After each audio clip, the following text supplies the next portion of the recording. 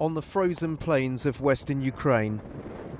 The impact of British weapons is already taking effect on the morale of the soldiers who wield them.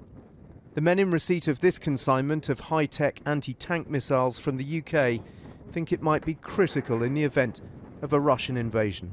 It is very effective, and I think that first we will test it, and then there will be more weapons and more specialists. It will be easier for us, and the army will be stronger, and that will make Russia think twice.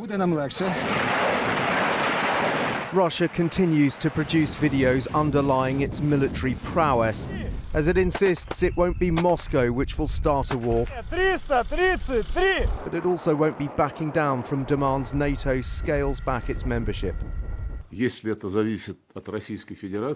won't be a war as far as it depends on the Russian Federation. We don't want a war, but we won't let our interests be rudely trampled on and ignored. Tonight, the Pentagon outlined its concerns about the massive military build-up around Ukraine. Well, we don't believe that President Putin has made a final decision to use these forces against Ukraine. He clearly now has that capability.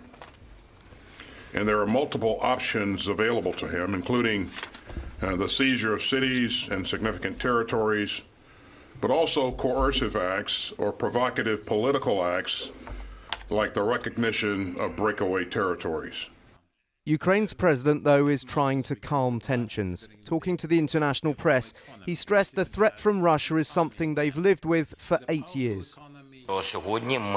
Today we are not speaking about more escalation than before. Yes, the number of soldiers has increased, but I do not think that the situation is worse now than it was at the peak of those drills.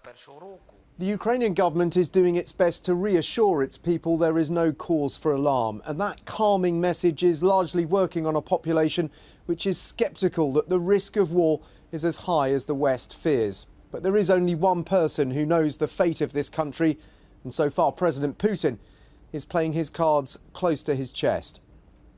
Dan Rivers, News at 10, Kiev.